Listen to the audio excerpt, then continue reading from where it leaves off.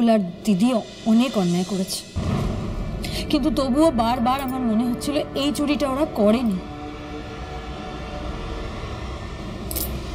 ওদের বিরুদ্ধে যা যা প্রমাণ পাওয়া গেছে সব সাজানো, অত্যন্ত সযত্নে তৈরি করা, তবুও আমরা ওদের শাস্তি দিয়েছি। যে আসল দোষী সে আমাদের সামনেই দাঁড়িয়েছিল, তার অপরাধের দায়ে অন্য কেউ শাস্তি পাচ্ছে সেটা দেখে উনি মজা পেয়েছেন, আর বারবার প্ল্যান করে আমাদের সেই ভুলটার দিকে উনি ঠেলে দিয়েছেন।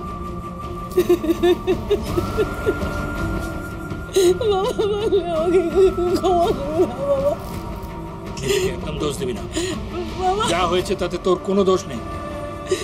এই লোকটার করা অপরাধের দায় তোর নয়।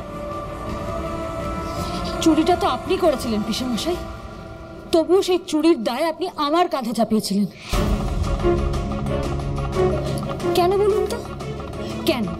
আমি আপনার কি ক্ষতি করেছিলাম এই পুরো ষড়যন্ত্রটা আমার বিরুদ্ধে করলেন কেন? নাকি আপনার লোভ এতটাই মাত্রা ছাড়িয়ে গেল যে নিজের শ্বশুর বাড়িতে এরকম একটা কাজ করার আগে আপনি দুবার ভাবলেন না? আপনার একবারও মনে হলো না যে ছোট পিসিমণির কি হবে? ছোট পিমনির সম্মানের কথা, গুবলুর কথা, নিজের সম্মানের কথা একবারও মনে হলো না আপনার? আমি ভুল করে ফেলেছি। লোভের বশে আমি অনেক বড় অন্যায় করে ফেলেছি। আমাকে ক্ষমা করে দিন বাবা। আপনি বিশ্বাস করুন, আমি এসব করতে চাইনি। আমি এতটা খারাপ মানুষ নই বাবা, আমি এতটা খারাপ।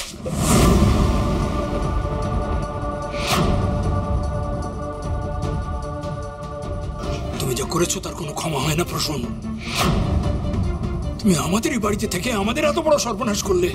পিসেমশাই, তুমি আমাদের বাড়ির মান সম্মান নিয়ে খেলেছো, আমাদের ব্যবসা নিয়ে খেলেছো, আমাদের ভবিষ্যৎ নিয়ে খেলেছো। তুমি কোনোদিন আমাদের কাছে ক্ষমা পাবে না। তুমি যে ভুল করেছো তার শাস্তি তুমি পাবে।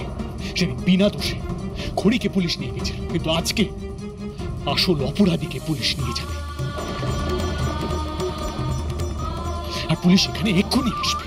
একজন চোরের যে শাস্তি হওয়া উচিত সেই শাস্তি আজ তোমার হবে।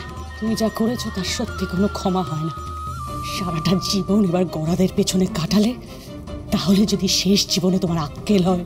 মধু, আর একটা কথা বলবে না তো? কিসের অভাব রেখেছিল বলো তো? এই পরিবারের মানুষরা তোমাকে ভালোবাসা দিয়েছে, মান সম্মান দিয়েছে, সেই মানুষগুলোর সঙ্গে তুমি এরকম বেইমানি করলে, তাদের এত ক্ষতি করলে কেন? আমার তো এখন মনে হচ্ছে তোমার সাথে আমার দিল্লি থেকে ফিরে আসাটাই ভুল হয়েছে। মধু, আমি শখ করে দিল্লি থেকে ফিরে আসিনি মধু। আমি এমনি এমনি এখানে চলে আসিনি, বাধ্য হয়ে এসেছিলাম এখানে। আমি অনেকগুলো টাকা শেয়ার মার্কেটে লাগিয়েছিলাম। একদিন থেকে আমি দেউলিয়া হয়ে গেছি, আমার সব টাকা ডুবে গেছে। তখন করার কিছু ছিল না, আমি নিরুপায়। আমার বাড়িটা আমি বন্ধক রাখতে বাধ্য হয়েছিলাম, না হলে তো বউ বাচ্চাকে নিয়ে আমি ভেসে যাবো, কোথায় থাকবো? মাথার উপর ছাদের তো দরকার, তাই না? তারপর একদিন শুনলাম ঋদ্ধি খড়িকে একটা দায়িত্ব দিচ্ছে, অনেকগুলো গয়না রাখতে বলছে। আমার তখন মনে হলো যে আমি তো ভেসে যাচ্ছি, এই কটা গয়না নিয়ে যদি আমি বাড়িটা ছাড়াতে পারি। আমি মনে মনে তাই ঠিক করেছিলাম যে ওই কটা গয়না নিয়ে আমি বাড়িটা ছাড়াবো। এটা যে আলাদা করে এরকম একটা ইস্যু হয়ে যাবে আমি বুঝতে পারিনি। আমাদের বাড়িটা বন্ধক রাখা তোমার যে এত বড় একটা লস হয়েছে, কই কই আমাকে তো তুমি কিছু জানাওনি প্রসূন। তুমি যদি আমাকে জানাতে, আমি নিজে বাবার কাছ থেকে টাকা নিয়ে তোমার হাতে তুলে দিতাম। কি দরকার ছিল বলো তো তোমার চুরি করার? আমি কোন মুখে বলতাম তোমাকে মধু? আর তাছাড়া সেই সময় আমার মা।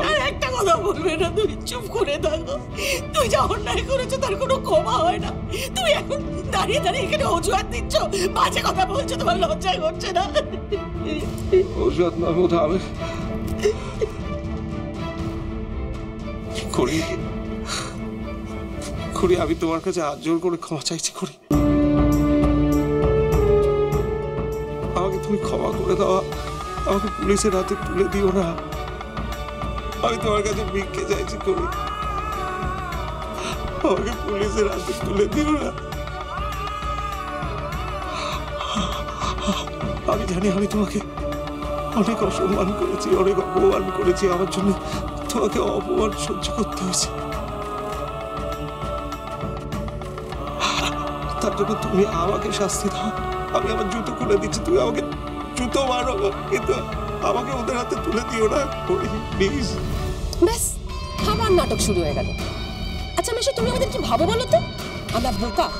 শোনো, তোমার এই চালাকি বুঝবো না, এতটা নাইফ কিন্তু আমরা নই। So please cut this unnecessary drama. চালাকি করছি না, আমি কোনো ড্রামা করছি না। তুমি বুঝতে পারছো না, তোমরা বুঝতে পারছো না। আমি জেলে গেলে পুলিশ যদি আমাকে নিয়ে যায়, তাহলে আমার বউ বাচ্চার কি হবে? সব থেকে বড় কথা, আমার ছোট ছেলে গুবলু, ও কি করবে? ওকে তো সবাই বলবে যে ও চোরের ছেলে। বাবা বাবা, গুবলুর কথা ভেবে, আপনার মেয়ের কথা ভেবে আমাকে ক্ষমা করে দিন বাবা। ওদের নিয়ে তোমাকে মাথা ঘামাতে হবে না। নরেন্দ্রনাথ সিংহরা বেঁচে থাকতে আমার মেয়ে আর নাতির দায়িত্ব অন্য কাউকে নিতে হবে না। আমি পারি ওদের দায়িত্ব নিতে, কিন্তু তোমার জন্য আমাদের বাড়ির দরজা চিরকালের মতো বন্ধ হয়ে গেল। রাহুল আর দুটি চুরি না করেও যে শাস্তি পেয়েছে, আজ সেই শাস্তি তোমাকে পেতে হবে। আর শুধু গুবলুর মুখের দিকে তাকিয়ে আমি তোমার পুলিশের হাতে তুলে দিতে পারছি না, কিন্তু তোমায় আমি ক্ষমা করতে পারবো না। আর যতদিন তুমি সৎ পথে কিছু করে ফিরবে, ততদিন তোমার সাথে পিসিমণি আর গুবলুর কোনো সম্পর্ক থাকবে না। তোমার মুখ আমি আর দেখতে চাই না। বেরিয়ে যাও, বেরিয়ে যাও এখান থেকে।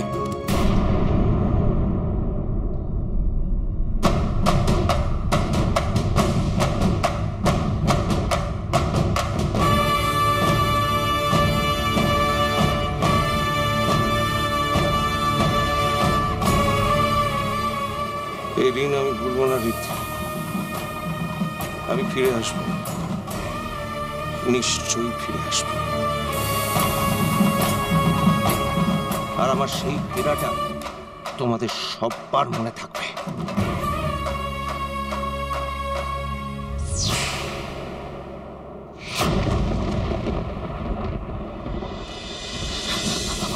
ও জামাই বাবা, খড়িমা, বনি বলছি যে এই বাড়িটা নাকি আবার আমরা ফিরে পাবো। আরে আরে বিক্রি হয়ে যায়নি তো বাড়িটা? না মা, এই বাড়িটা আমাদেরই ছিল আর আমাদেরই আছে বাবা। এই না তোমার দলিল।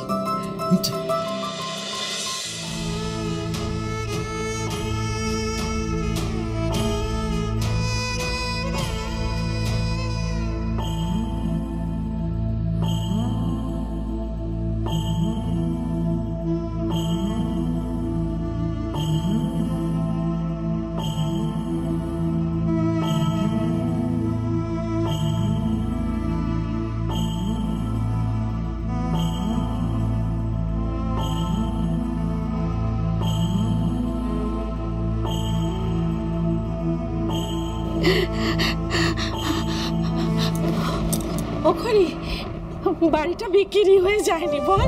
বাড়িটা আমাদেরই আছে, বিক্রি হয়ে যায়নি। হ্যাঁ মা, বাড়িটা সারা জীবন আমাদেরই থাকবে।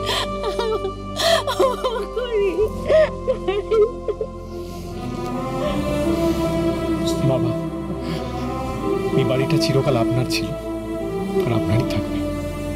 এই বাড়ি কেন, এই বাড়ির একটা ইট কেউ বিক্রি করতে পারবে না। কি বলেছে তোমাকে আমি ধন্যবাদ দেবো আমি জানি না। তুমি আবার নতুন জীবন দিবে। ও বাবা, কিভাবে তোমার ঋণ শোধ করবো বলো দেখিনি? সারাটা জীবন তো তোমার কাছে ঋণী হয়ে রইল আমরা। কি বলছেন মা? সারাটা জীবন আপনারা আমার ঋণ শোধ করবেন? আমি তো শুধু আপনাদের প্রাপ্য, আপনাদের অধিকারটুকু ফিরিয়ে দিচ্ছিলাম।